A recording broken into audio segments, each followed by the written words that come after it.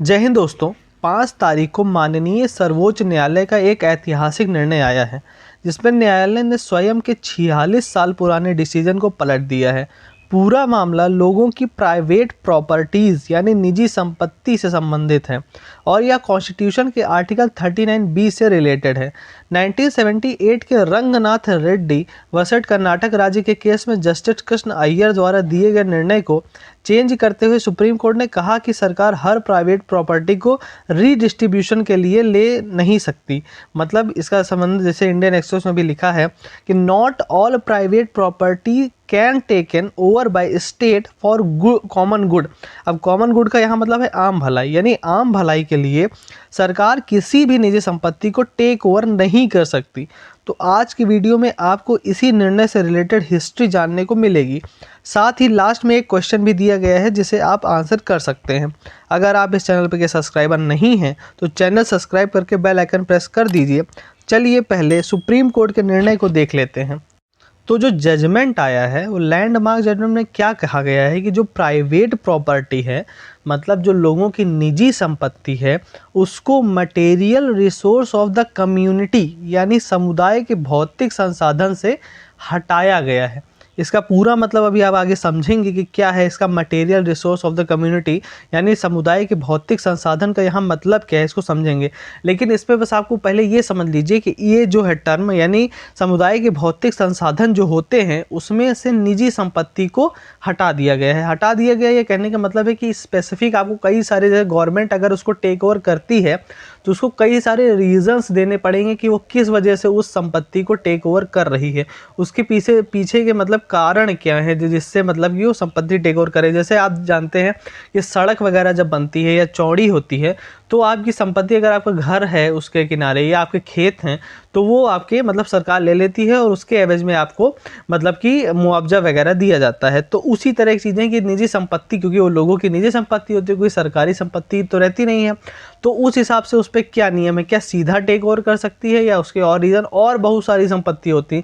सिर्फ रोड निर्माण नहीं है या उसका कंस्ट्रक्शन नहीं है, बहुत सारे काम सरकार के अंडर ऐसे होते हैं जो मतलब कि उसमें आपकी संपत्ति की ज़रूरत पड़ती है। या रीडिस्ट्रीब्यूशन आपने सुना होगा, मतलब संपत्ति को गरीबों में बांटना, जैसा मतलब स्वतंत्रता के बाद हुआ था। ठीक, तो ये किससे रिलेटेड है? ये जो पूरा मामला है ये आर्टिकल 39B से रिलेटेड है। और आर्टिकल 39B क्या है?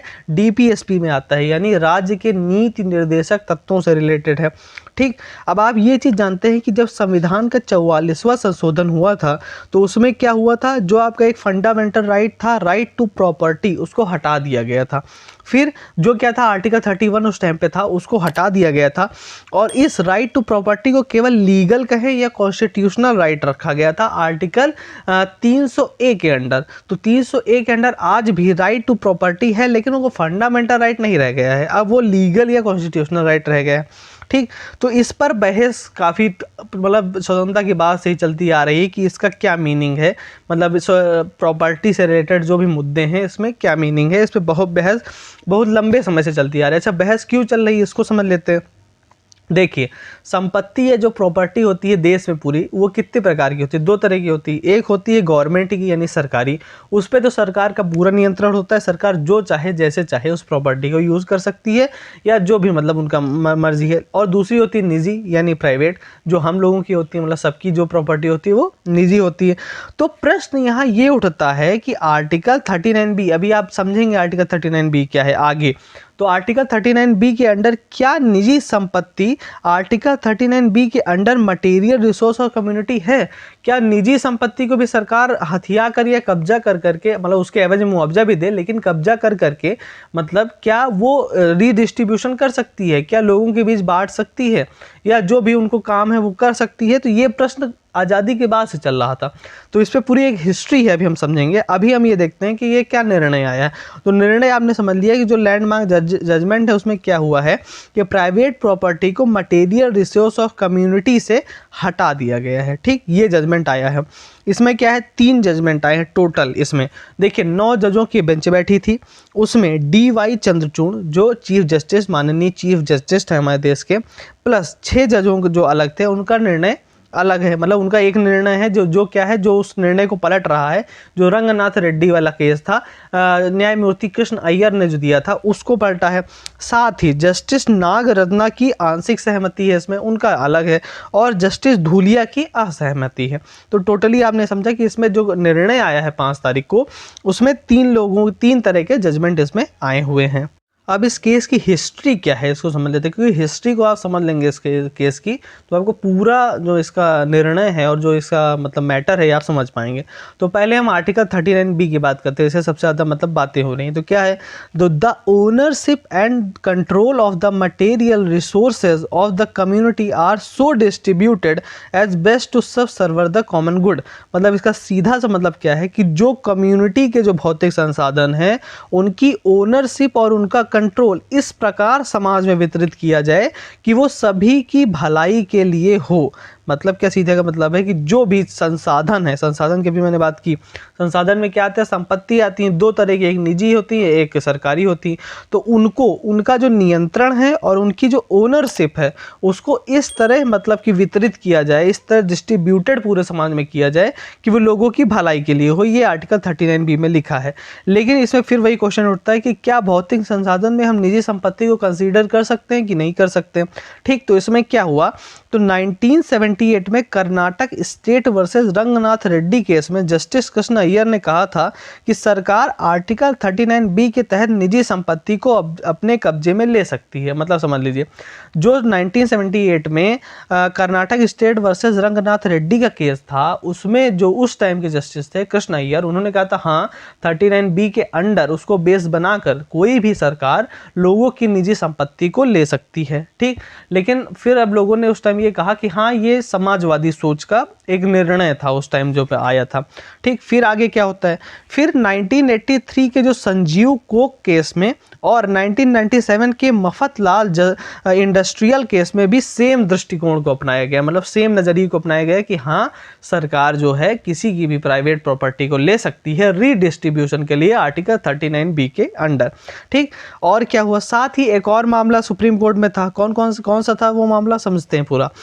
था Maharashtra housing and area development act जो 1976 के चैप्टर 8 से रिलेटेड था। मतलब क्या, महाराष्ट्र में एक एक्ट आया था 1976 में, कौन सा था, Maharashtra housing and area development act 1976। ठीक, 1986-87 में उसमें एक मतलब संशोधन किया गया और उसमें एक चैप्टर 8A जोड़ा गया। चैप्टर 8A क्या था, इसी तरह का था कि मतलब कि निजी संपत्तियों का अधिग्रहण, जो संपत्तियां जर्जर हो गई थी उनका अधिग्रहण सरकार करेगी, ये उससे रिलेटेड था। ठीक, उसमें सरकार ने क्या ग्राउंड बनाया था, उसने भी सरकार ने आर्टिकल 39B को ही ग्राउंड बना के ये काम किया था कि हाँ 39B के आधार पर ही हम ये ला रहे हैं। ठीक, तो इससे क्या हुआ, 1991 में बॉम्बे हाई कोर्ट में फिर इसमें मुकदमा कर दिया गया। ठीक, तो क्या हुआ, लेकिन फिर क्या हुआ कि जो बॉम्बे हाई कोर्ट है उसने संशोधन को बरकरार रखा, कोई भी उसमें चेंज नहीं किया। ठीक, फिर 1992 में ये मामला सुप्रीम कोर्ट चला गया।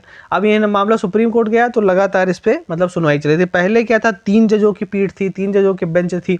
ठीक, फिर क्या हुआ, 1996 में 5 जजों की बेंच हो गई, फिर 2001 में 7 जजों की बेंच हो गई, और जाके फिर 2002 में ये 9 जजों की बेंच को ट्रांसफर किया गया। और तब से ये मामला मतलब सुनवाई के लिए लंबित था, ये चल रहा था, और अब जाके 2024 में इस पर निर्णय आया है। यानी आप ये पूरा मामला समझ सकते हैं कि क्या है, कि मतलब पूरा यही निजी संपत्ति को लेकर चल रहा था कि क्या सरकार आर्टिकल 39B के अंडर निजी संपत्ति को एक्वायर कर सकती है, उस पर कब्जा कर सकती है। तो इस पे जो निर्णय परसों यानी 5 तारीख को आया है, उसमें ये चीज़ क्लियरली बता दी गई है कि हर तरह की निजी संपत्ति पर सीधा कब्जा नहीं कर सकते।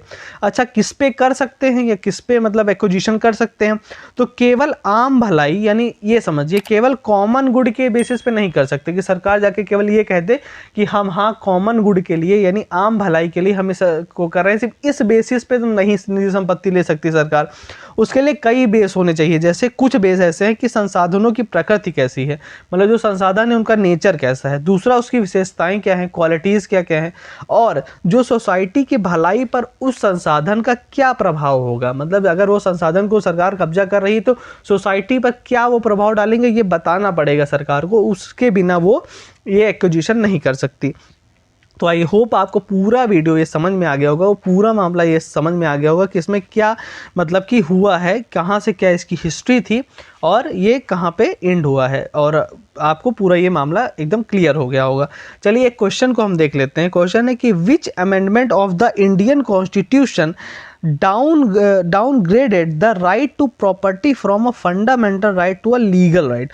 मतलब ऐसा कौन सा संशोधन हुआ था, मतलब कौन सा वाला संशोधन हुआ था संविधान में जिसके तहत जो राइट टू प्रॉपर्टी है उसको फंडामेंटल राइट से हटाकर अपना एक लीगल राइट बना दिया गया था। ऑप्शन है आपका 44th अमेंडमेंट हुआ था, कि 42nd अमेंडमेंट हुआ था, 52nd अमेंडमेंट हुआ था, 61th अमेंडमेंट हुआ था। कौन सा होता है, मतलब 44वां, 42वां, 52वां या 61वां संशोधन ऐसा कौन सा हुआ था जिसके तहत मतलब जो ये आपका राइट टू प्रॉपर्टी है उसको फंडामेंटल राइट से हटाकर लीगल राइट कर दिया गया था। आई होप आप इसका आंसर करेंगे, और जिसका भी आंसर सही होगा उसको मैं लाइक कर दूंगा, जिससे आप समझ जाएंगे कि वो आंसर सही है कमेंट सेक्शन में। तो आई होप आपको वीडियो अच्छी लगी होगी। Thanks for watching. Vande Mataram.